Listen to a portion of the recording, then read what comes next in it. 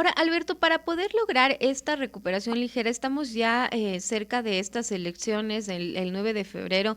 ¿Qué es lo que deben hacer el nuevo mandatario que ya llegue a Carondelet para este 2025? ¿Cuáles serían esas decisiones que debe tomar para mantener la economía de nuestro país y evitar estos inconvenientes que se El registraron en el desafío, 2024? sí, le decía, el desafío no es quedarse en esa recuperación ligera, porque si vemos la previsión de crecimiento para este año, es un crecimiento de apenas 1,5%. Claro, es mejor que el 2024, que lo más probable es que hayamos cerrado con una contracción de 0,4%. Por supuesto que es mejor un crecimiento de 1,5, pero para poner las cosas en perspectiva, si el país crece 1,5% de manera indefinida, le tomará 102 años tener el PIB per cápita que tiene Chile al día de hoy. Entonces, eso es un llamado de atención, es un crecimiento extremadamente lento y el desafío de quien llegue a Carondelet es acelerar el crecimiento. Y eso se logra vía inversión productiva, inversión privada. El desafío entonces de hacer esas reformas estructurales para permitir, para impulsar esa inversión productiva, esa inversión privada. ¿Qué reformas son fundamentales? La primera es una eliminación de barreras de entrada. Somos un país de las barreras, de los bloqueos. Amplios sectores de la economía son monopolios estatales en donde la excepción privada, la inversión privada es solo una excepción.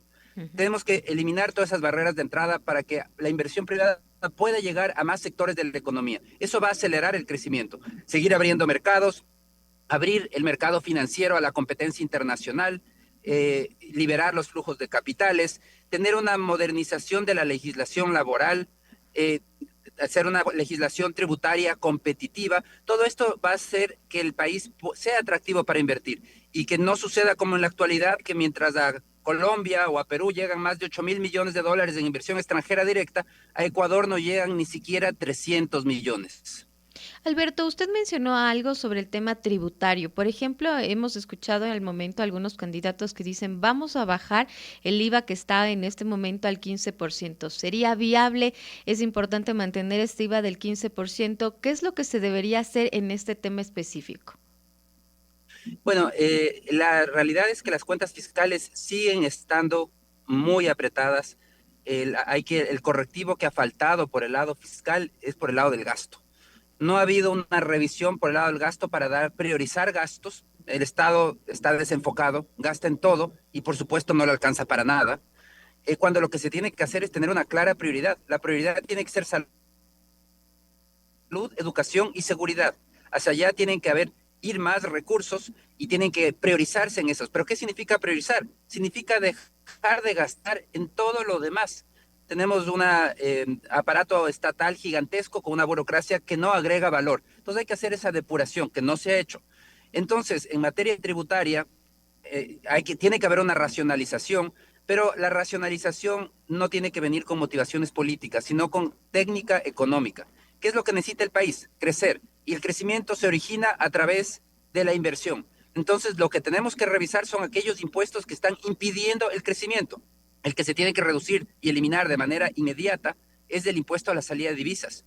Ese es uno de los impuestos más destructivos que existe en el país, un país que debería aprovechar de su condición de ser dolarizado para atraer los grandes capitales de la región. Ecuador debería ser el gran centro financiero de la región con competencia palmo a palmo con Panamá. Pero para eso hay que tener un cambio en la visión, entender que no se trata de bloquear los capitales porque los dólares no están en el Ecuador, nunca lo han estado y nunca van a estar. Los dólares del mundo siempre van a estar en el exterior. Entonces nuestra política pública tiene que enfocarse en cómo atraemos esos capitales desde el exterior. Entonces yo creo que sí hay que priorizar esa reducción de impuestos que eventualmente se tiene que hacer. Primero tiene que ser financiada vía reducción de gasto, tiene que haber una contrapartida, si no es irresponsable hacerlo. Y segundo, hay que chequear bien, revisar bien cuáles son los impuestos que se piensa modificar, porque tenemos que priorizar todo aquello que nos ayude a crecer más, a generar empleo. La población necesita empleo. Entonces, de este momento no se trata de facilitar el consumo, tenemos que facilitar la inversión, porque eso es lo que genera más empleo. Alberto, hablando de esta reducción de impuestos, porque usted mencionaba, ¿no?, que en este 2024 precisamente uno de los golpes a la economía fue el incremento de esta carga impositiva. Hablemos un poco del tema del IVA, que también se incrementó y que ahora varios candidatos a la presidencia y a la vicepresidencia de la República ya están hablando de una reducción del IVA. No sé en qué porcentaje sería responsable, sería factible, sería viable y sería también provechoso para el país hacerlo, hacer esta reducción es importante y también en cuántos puntos, ¿no? Porque hay gente que habla hasta de 5 puntos menos, habla de llegar a un IVA del 10%. Mire, yo creo que no sería conveniente porque hay otros impuestos prioritarios a reducir en primer lugar.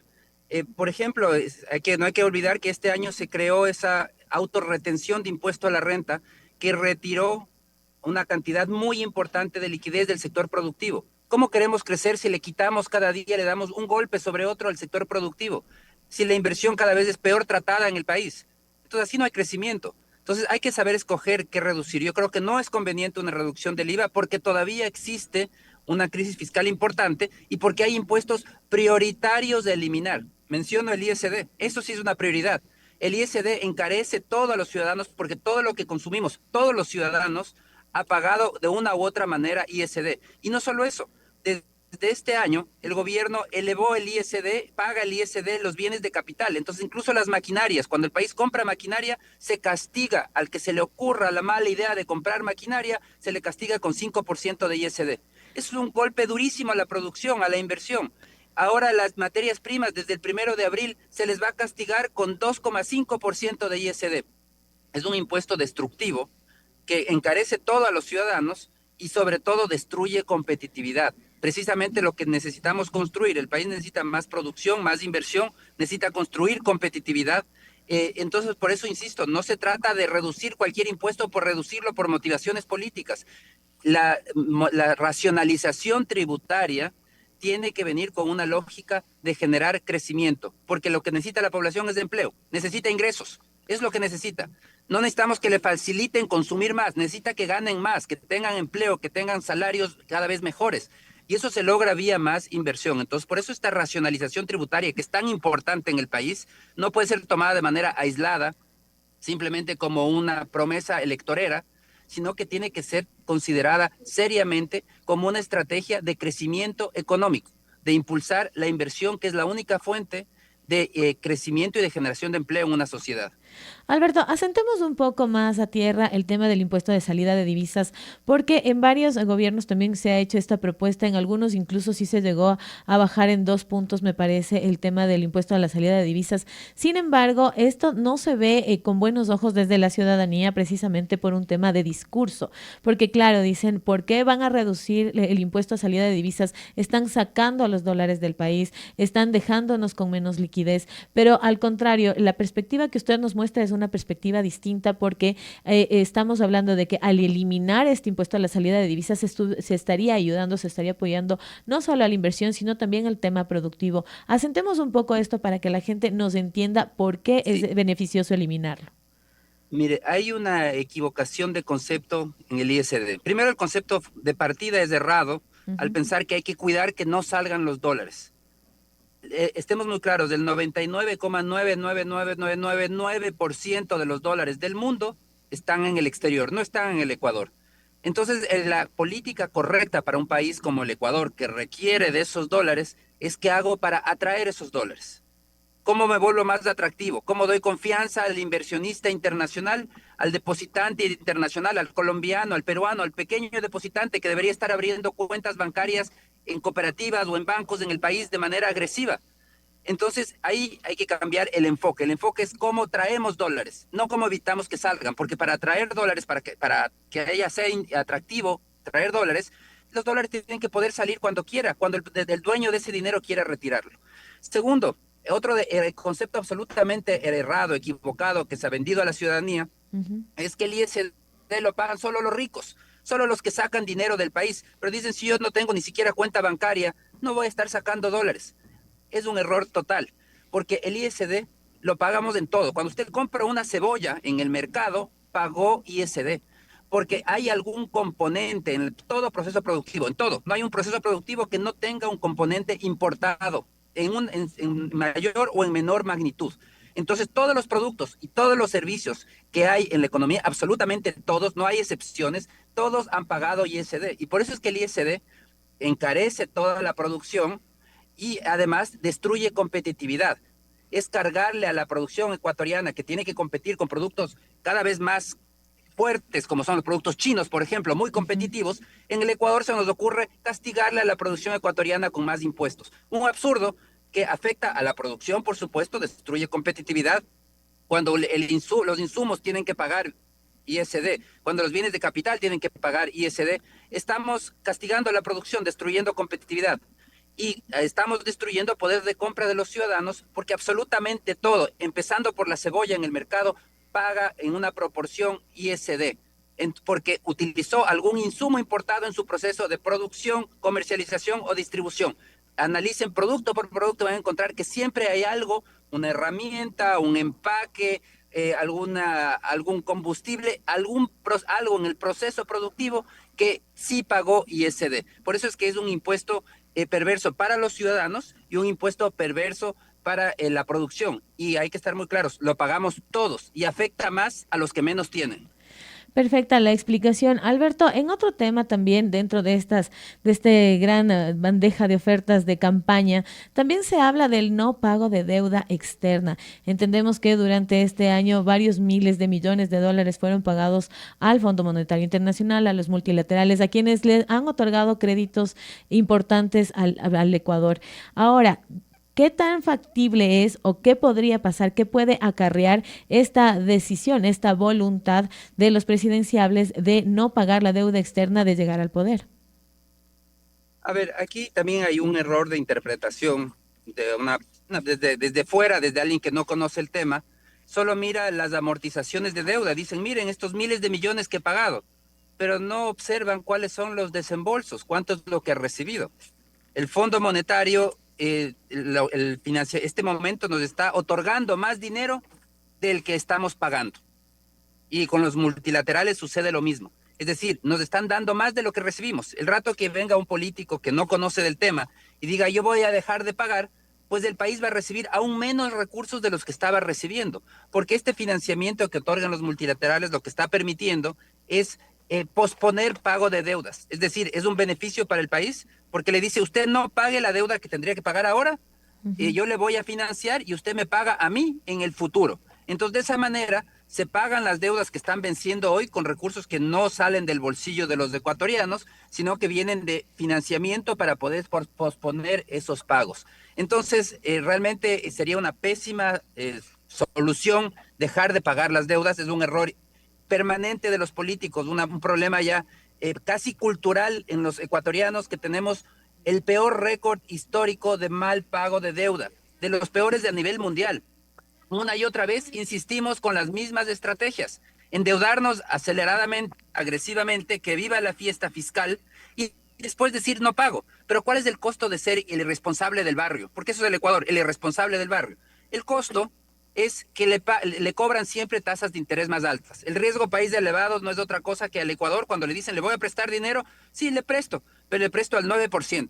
A Colombia o a Perú, ¿cuánto le presto? Le presto al 5, al 4.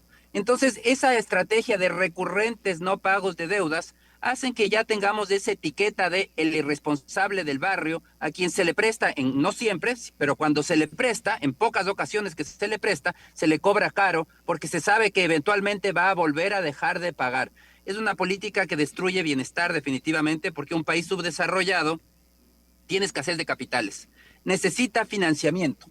Entonces, lo que tiene que hacer un país subdesarrollado es buscar acelerar la llegada de capitales. Y para eso hay que ser buenos pagadores, pagar siempre a tiempo las deudas, endeudarse solo hasta lo que es prudente, no endeudarse más de lo que es prudente. Eso es lo que permite tener un récord crediticio limpio. Y el que tiene un récord crediticio limpio ahorra miles de dólares en intereses, algo que lamentablemente no ha hecho el país. Alberto, cerramos el 2024 además con una reducción de este riesgo país, a pesar de todas las crisis que se presentaron a lo largo del año. ¿A qué responde esta reducción? Bueno, el 2024 se ha producido un efecto de corrección de la crisis fiscal importante. Sí, La corrección, hay que estar muy claro, se debe a un incremento fuerte de impuestos. En 2024 los ingresos tributarios subieron en 2.000 millones de dólares. Sin embargo, el gasto siguió subiendo. El gasto corriente subió en 1.000 millones de dólares. Pero el resultado es que el déficit se ha reducido. Claro, el costo de esa estrategia es una economía detenida. Lo correcto hubiese sido hacer un trabajo por el lado del gasto. Pero eso los políticos no se atreven a topar en el país. En todo caso, el riesgo país se reduce por ese motivo principalmente, porque el déficit está reduciéndose. Pero todavía el riesgo país está por encima de los 1.000 puntos. Eso significa que el mercado de capitales sigue cerrado.